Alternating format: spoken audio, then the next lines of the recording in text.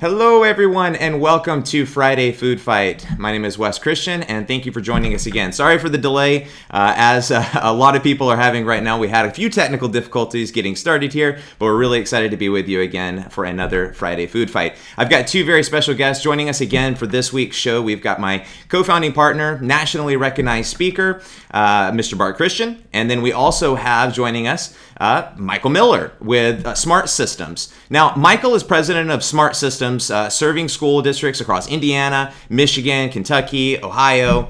He's also the immediate past national chairman for the industry advisory council for SNA, and we're very excited to have both Bart and Michael on the show today. Hey guys, how's it going?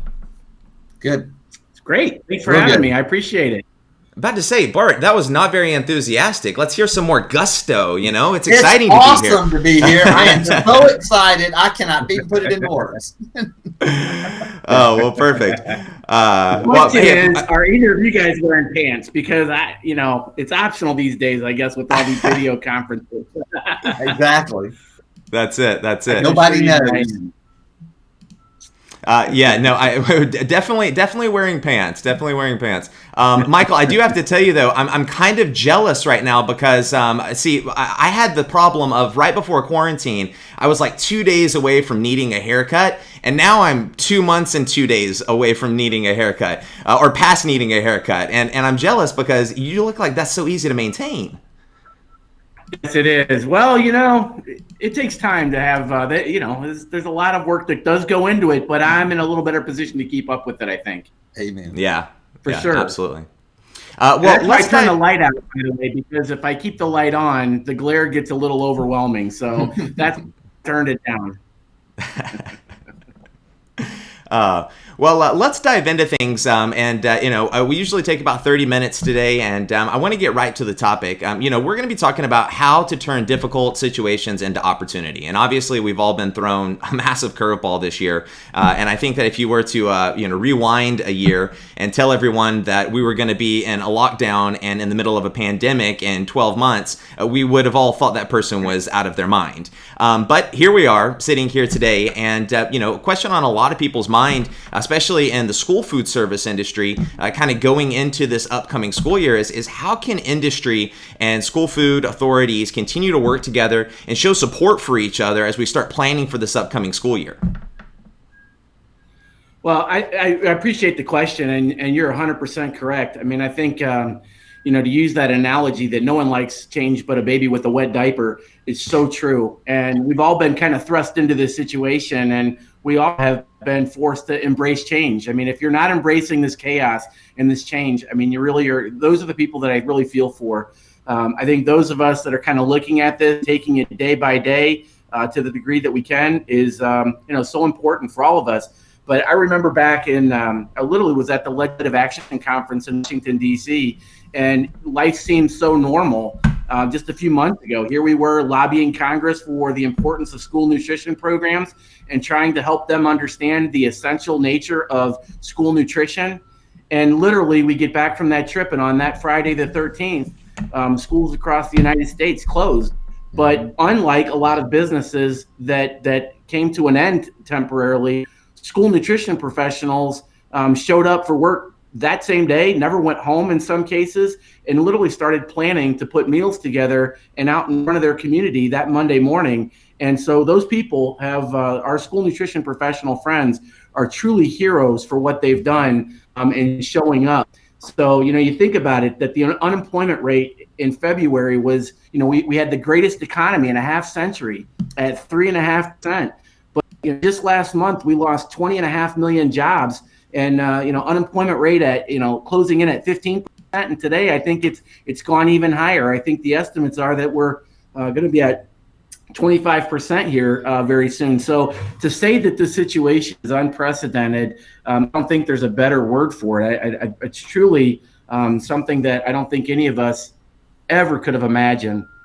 So with that being said, I think your question is, what can we be doing? And I mean, I don't have a crystal ball, but I think it's so important for us to all maintain good communication and to stay engaged. I mean, the situation, I think, as we look back, and as I was just kind of thinking about our conversation today, those first few days, in fact, the first few weeks, situation was changing by the day, and in many cases by the hour. We were getting guidance and directions, and we're speculating and wondering. So it was just a constant, just when you thought you had things figured out, they changed the rules again. And so I think that all of us need to continue to practice good communication, but also good flexibility. I mean, I think, I was listening to your show with Joe Pettit last week, and, just being patient and being flexible are so important. And again, back to embracing change are really kind of key. Bart, do you have anything to add to that? I mean, I just have to echo what Michael said and say the key for all of us is to stay relevant and to continue to support in proactive ways, because Michael and I have been, share a couple things. We've been on phone calls together, and one of the key things I hear is that you have two really trains of thought, and one of them is, what do we do? Oh no, what do we do? And another one is, okay, how can we take advantage and stay relevant to our customers and still be sure that we're providing them the resources that are timely for this time that we're in, because this too shall pass. But for this time period, for us to survive as vendor partners, we have to be just that. We have to be partners. Well, and I just want to go one step further. Is I think helping our customers tell their story, I think is also very important right now. I can't tell you how many people I've talked to, and that we can say that 100% of our customers are closed, but 90% or more are trying to do business. What do you mean? Well, 95% of our customers are trying to serve meals, and many of them are serving more meals than ever, some fewer than ever, but they're all to take the kids in their community.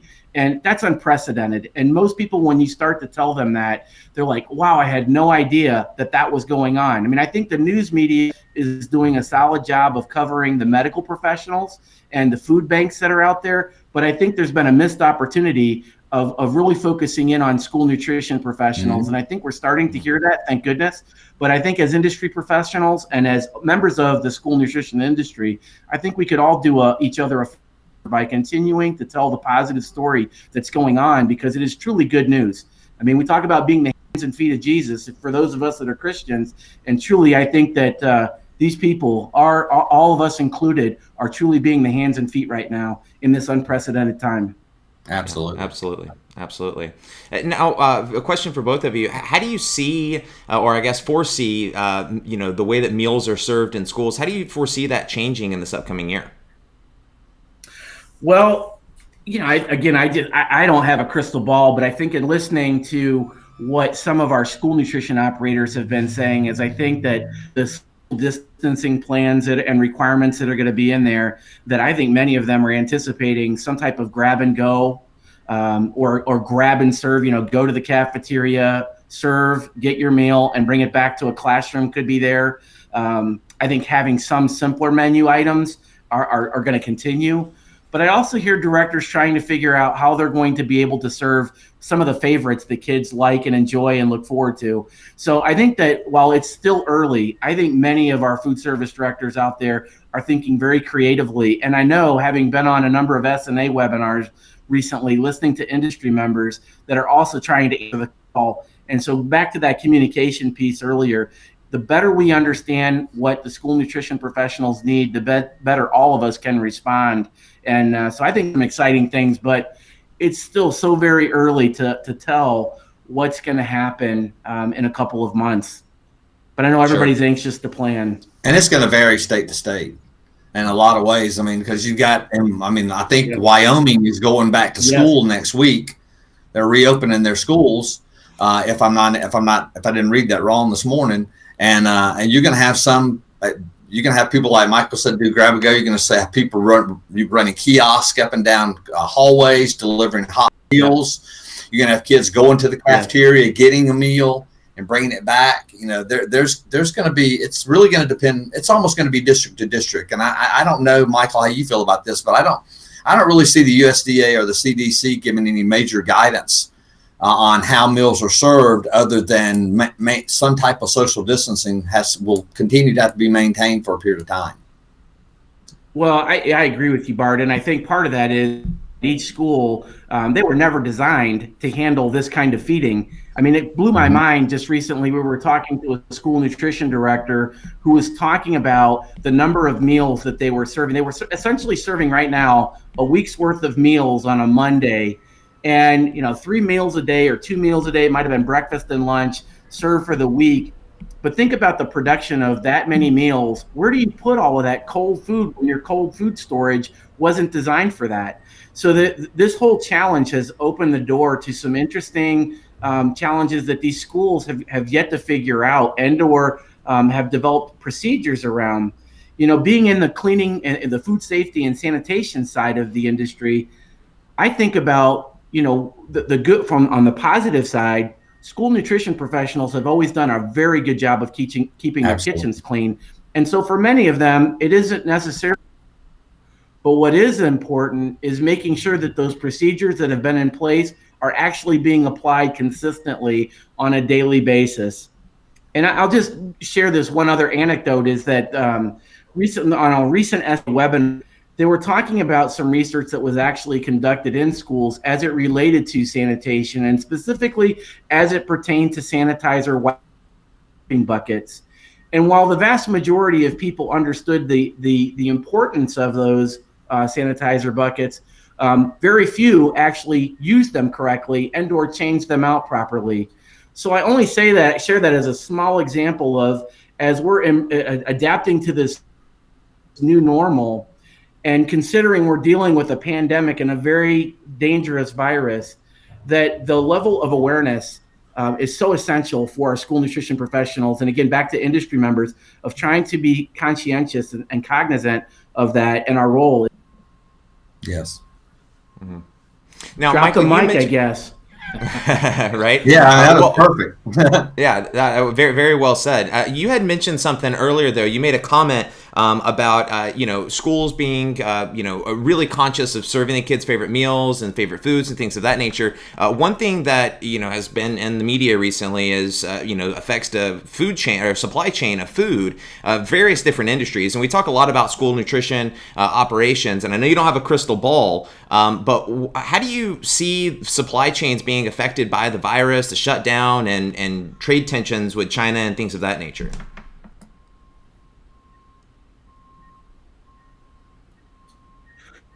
Well, that's a great question, and I appreciated you giving me advance notice to think about that. But even with advance notice, again, I go back to the crystal ball and not being an expert in trade of any type. But I think that just using some layman's terms or just maybe a layman's approach to this is that I think that just like we're hearing about with Tyson, a great supplier of poultry products, that if any member of their team, and in this case, they had a number of people that got sick in a plant, the impact to that plant was it shut it completely down. And so, the company's left in a tailspin. And meanwhile, the country is as well, because they couldn't keep up with production. And so it's not just Tyson, and I don't mean to point them out and to in any way disparage their name, because we know that Tyson is a great company. But whether you're a small company or a big company, we could all be affected if we don't take care of our people and keep them. And so to me, that supply and demand equation, a variable in the equation, I should say, is that if people get sick in this industry, it could severely interrupt the food chain very quickly. And so I do think that while I don't have a crystal ball on what the tariffs are going to do or what China is going to do, I just know, and I can speak for what we're seeing in our own grocery stores. When you go to Costco or Sam's and you see that the meat aisle has been completely decimated, well, I can only translate to that as meaning that we could have that same trouble in our school nutrition programs with our customers being able to get access to those great products and food items that they look forward to having and featuring. I'll also just share one other a side note. One of my best friends is a big time farmer in Indiana, and they were very scared about this pandemic because I didn't think about it, but if a farmer gets sick from the COVID situation and had to spend weeks in bed or in a hospital, even worse, who's there to plant that field for them when you have one growing season in our market? So you think about what's the impact on the supply chain. That's something we're seeing right now as immediate, but I think there's going to be other implications that come in the months ahead that we haven't even seen yet. So I wish I could say more about that, but to the degree that I feel comfortable speaking about it, that's what I think is happening. Bart, do you have anything to add?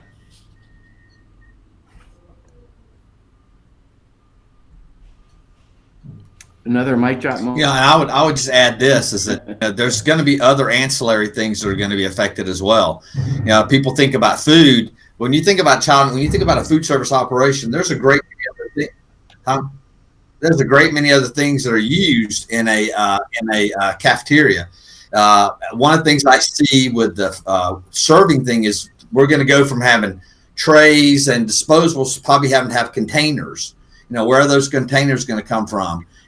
Schools that are going to be looking for more spray bottles and buckets and things like that. If they don't have vendors that are capable of supplying those things, then that could cause an issue too. And we're all, going to be kind of minding those things very carefully and making sure that people, take care of what they've got, because we really don't know. Like Michael said, we don't have a crystal ball. We really don't know what the future holds for the entire supply chain, not just food, but everything. That's a good point. Yeah. Now, both of you are. I'd like to maybe just add. Go ahead, Michael. Sorry, Wes. Go ahead. I didn't mean to interrupt. We got a little bit of a lag. I was just going to add that I think the other thing that we are hearing in our specific segment of the industry is something that we've never had to deal with, but the potential for rations. So because the demand in the sanitation industry, as you can imagine, for hand sanitizers, for germ cleaners, for the plastics and accessories that are being used in them, everyone's trying to figure out how to take better care and clean and disinfect their operations, from school districts to office buildings. So I think that what we're seeing is that you have rations that we're having to really, we may not be able to get the same level of supply that we were a few months ago, just because of what we talked about. It could be because essential services have been allowed to work, but then somebody have to shut down, and/or a voluntary shutdown just to keep and protect their staff.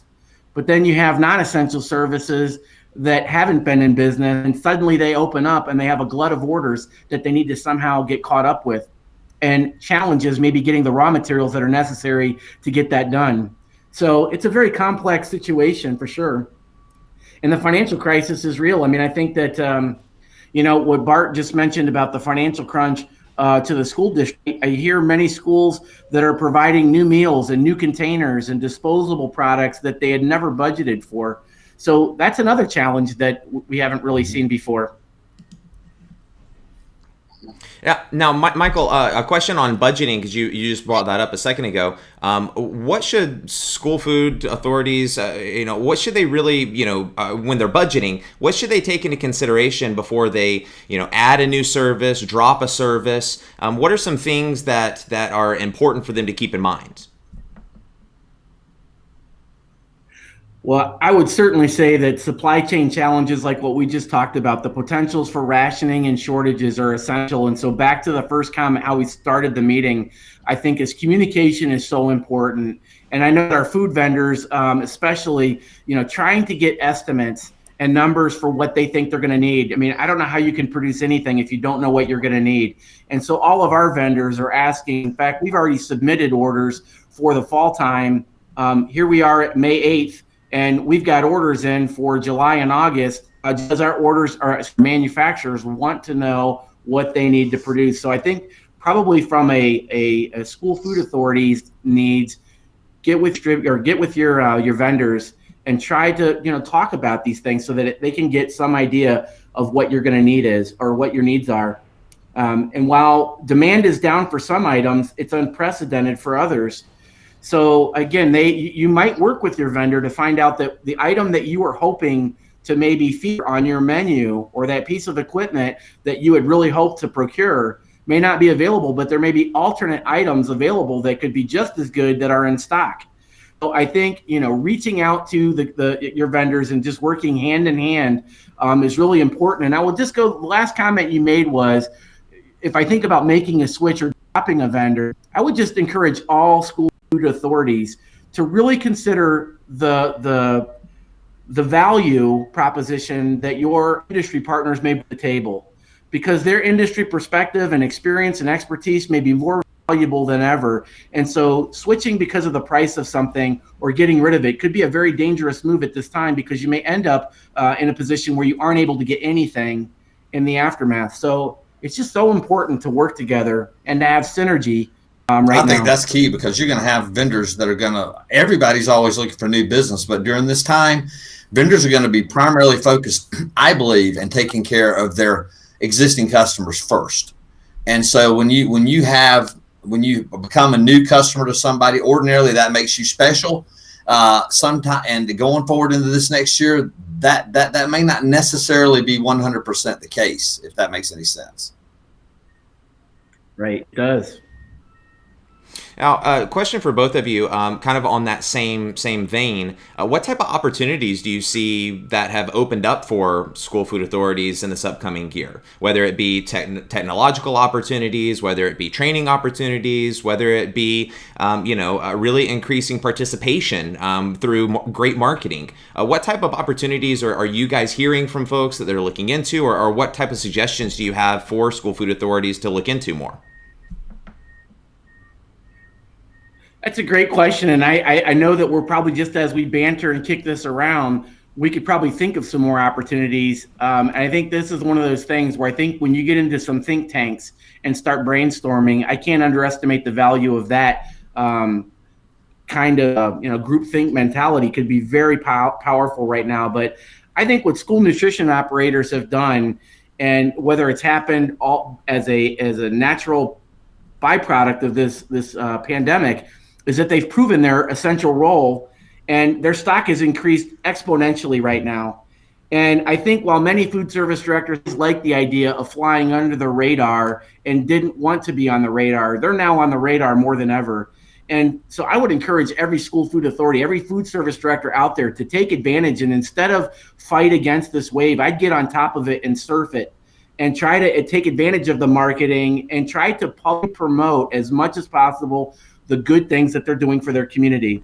I think on the backside of this pandemic, there's going to be an opportunity to talk about the opportunity to improve their programs, to reinvest into technology and to new equipment. The things that maybe they've been asking for and have been getting put off might finally come through. I definitely think that this is going to drive the need for technology. I mean, if you're a school, and we know out there that schools many of them have outdated equipment and are overdue for updating. Well, this is a great time to maybe look at that. If you have food in your freezers and coolers and they don't have some kind of a monitoring system, as an example, the potential for that cooler and freezer to go out, the dollar volume of that food may be more valuable than ever, because those fees are dependent upon that food more than ever.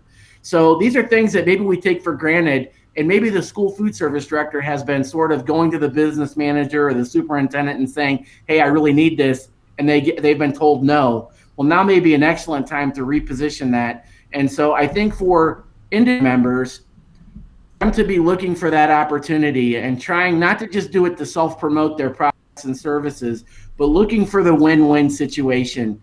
Instead of maybe going for ancillary items that may not be as important right now, is to really focus in on the pain points of the school nutrition authorities that are out there, and really try to better position products and services that truly do have a value and a return on investment, and then try to help that director position it in a positive way that will help their business official or superintendent make sense of it. I think those are some opportunities that are there right now.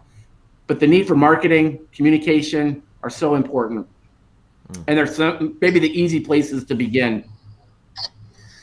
Yeah, I've been talking to directors across the country before this happened, since last December, about developing marketing tools for internal marketing, because we've all one of the greatest challenges I see in child nutrition is has been heretofore getting attention for the great job that they do every single day, and getting Right. the superintendents, the school boards, the teachers, the parents to understand the value of what they do. Now, clearly, a lot of those hurdles have been overcome in the last few weeks, because now parents are actually getting to see the food that the kids are being served. The superintendents and teachers are beginning to see the hard work that these ladies and gentlemen do every single day. Yeah. So, in essence, that marketing Okay. challenge that marketing effort has already been started. So I think that what school nutrition operations have been given is a tremendous opportunity to carry forward and show people that, yes, we truly are, school lunch superhero day really does mean something. And I think that Sure does. I think that is something that the opportunity they've got. The second opportunity I see is that with technology advancement and what we've seen with the Zooms and with the online training things that have been done over the past few weeks, and people doing at-home training, people are beginning to understand, I think, see the value of developing a culture of training. So I think districts that have been doing these large one-time-a-year congregate meetings, where they do a meeting and have a 6-hour session, and then they don't do anything else for the rest of the year, I think they're beginning to understand they're not going to be able to do that, number one. And the second thing is, that type of training really doesn't carry forward into the year, because, Michael, you and I both know that if we tell something to somebody in August, come October, November, we're having to tell them the same thing over again. And so seeing them develop a culture of training, an ongoing culture of training, I think is going to be something that we're going to see a lot. And the use of technology is going to be a big part of that. Yeah, I would agree 100% with you. I think it's going to be a coupled approach. I think these are all, before, I think a lot of people may have ignored the value of online training, and even program formats like this, where it's a live trainer that may be being cast over a screen to an in-service audience at a school. All of these things now are going to be one more tool in the tool chest that I think our customers access to. And I think that's another value that we can all bring. I think if you're a food service vendor, to show how you could prepare a menu and how that goes could be done easily over something like this, a platform like a video training. If you were an equipment vendor, to be able to show someone how to use your combi oven and or clean it properly in a video thing like this could be very helpful. Or for us to do things like this, because as you said, you then have the archived file that you can go back to and rewatch. And as we all know, each one of these training lessons are unique in themselves. And sometimes we don't say the same things. So having that lesson captured, I will just say I think it's going to be important that while this is a great way to have a very informal exchange, maybe when we do training, though, we need to think about having some of it more scripted to ensure that we hit those high points. Because when people sit down to watch these training videos, I think it will be very important to make sure we're hitting those high points, that it is somewhat done professionally. But I don't think we have to have a video editor and video shops in our companies. Some of this, like what we're doing right now over a laptop computer or a cell phone, might be just raw enough and professional enough at the same time to get the job done. So I had one other point I wanted to go back before we moved on to the online training, which we can go back to, but I think it's, back to the opportunities. I think that right now with, it used to be that certainly school food service opportunities or school food programs obviously had a high participation with the free and reduced categories. Well, right now, in light of unemployment, there's 25% of the country on the verge of being unemployed, and that doesn't discriminate. That unemployment number, you have people of all different socioeconomic backgrounds that are now qualifying for free and reduced price meals. And so I think the opportunity is for our customers to capture a whole new audience that they didn't have before, but in a very important way, serving meals that are more essential than ever. You go back to when the school nutrition program first began as a part of our national defense program. Well, again, if we are truly in a war with an invisible enemy, then these school meal programs are more than ever. And I think that's the opportunity too, is just to get back to maybe some of the basics here. So sorry to digress and go backwards. No, that's great. You're right. Last question for you as we kind of wrap things up here. We're getting pretty close to the end of our time together. But one last question for you, Michael. What do you think schools, restaurants, food service industry in general can do? And you mentioned marketing earlier as being a really key factor. But what type of marketing or what can these food service operations do to really make their customers feel safe again eating? Yeah, well, I think that, everyone that's going to go out is going to be scared a little bit of this invisible enemy, and so I think that making sure, number one, that your staff are well trained, that your food handlers are very well trained on food safety and sanitation, and obviously precautions for this COVID virus, making sure that people are wearing masks. Visually, it's one thing to go. I went to go into a store recently, as an example. They've provided masks for their employees, but the employees are wearing them on their chin or on their forehead. What good does that do, and what does it communicate if it's there and not on your mouth? It's no different than what we've been saying about wearing disposable gloves properly. So in this era right now, I think it's so important that these demonstrate they demonstrate their knowledge, and they practice and apply it consistently. I think it's very important that the customers see that, because it will put them at ease, that this person that is serving me now understands the risk and cares about me enough that they're going to follow it. So I think that's a really key and simple thing that a restaurant or a school nutrition program could do. And also market that the use of that. So that if in their social media, in their marketing, whatever they do, have, we're working on some tools right now that we're going to roll out next week that are basically posters that you can put up in a food service operation that show how to properly wear a mask, how to properly take a mask off, recognizing common symptoms not only yourself, but in other people. Just let people know through those types of things that we're not only looking out for you, we're also watching ourselves. And monitoring those things, because you're right, Michael. The mask thing, I to be perfectly honest with you, I would say no less than 50% of the people that I see wearing masks out when I'm out and about doing whatever we get to do now are wearing the mask improperly, and the other 50% are doing this the whole time. They're fidgeting with it and picking at it and doing something. So those type of behaviors can't be present in a food service operation. Whoever runs that operation, be it a restaurant or a school, has to be very, very clear with their staff. These are things that we absolutely do not do in front of the customer. Now, we all know that, behind the scenes, sometimes things can be a bit, a little off sometimes, but those habits have to be reinforced completely, totally, and constantly amongst the staff, because otherwise customers might walk in, they might sit down, they see somebody walk up with their gloves on, their mask, serve them, and then as they're walking away doing this with their mask, it's going to send a bad signal, and they may get up and leave, or they may never come back, and then they're going to tell all their friends. That's exactly right. Yeah, and that's the reality. How many of us have seen that in a food? That's right. How many of us have gone to a restaurant and seen someone practice bad personal hygiene or bad, done something? You found a hair in your food and got up and left. This is the same thing, right. Albeit I have too.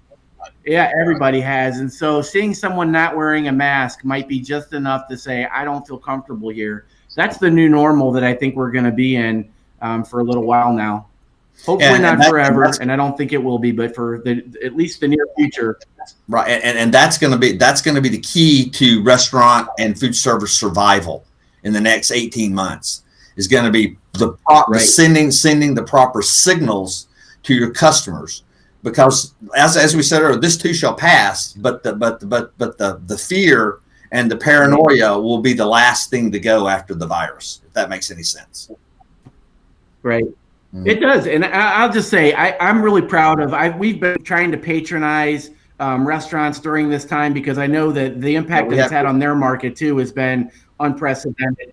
And as we've done this, we have seen both the really good people that have really implemented good procedures, and I feel totally comfortable, and we keep going back to those facilities. And then I see others that haven't quite gotten the clue yet and still don't get it. And I think it's just a matter of time, unfortunately, before they're either going to go out of business or they're going to get on board with it. But I just want to say that I am so proud of our school nutrition industry. I'm proud of our team. And I think we're all paying attention, listening carefully, and trying to, adapt appropriately. and very quickly. So again, I can't speak for other industries, and I'll stay in my lane on this one, but I really am proud of the school nutrition industry, and especially our heroic school food professionals who have just done an amazing job in the light of such tremendous adversity. So again, I appreciate you guys having me on, and I just tip my hat to all those out there that are getting it done safely. Absolutely. Yeah, my last comment would be God bless you all. Stay safe, stay strong. You know, we're all in this together, and that's the truth. And we'll all come out of this together. Amen. And we'll all come out of this stronger than ever. And just believe that. You know, be positive, be light and salt to the people that you come in contact with, because there are a lot of people that you're going to come in contact with that are still going to be afraid. And I think that the biggest thing we can do as human beings is to share a kind word and a smile as much as we can and as often as we can during this time. Great advice. Great advice. Well, gentlemen, thank you so much again for being on the show. I really appreciate it. It's been a pleasure to talk with you, Michael. And we'll be putting all the information for contact information for Michael and his company in the show notes. But thank you guys very much. And this has been another episode of Food Fight Friday. And we will see you next week at 12 o'clock on Friday. Take it care.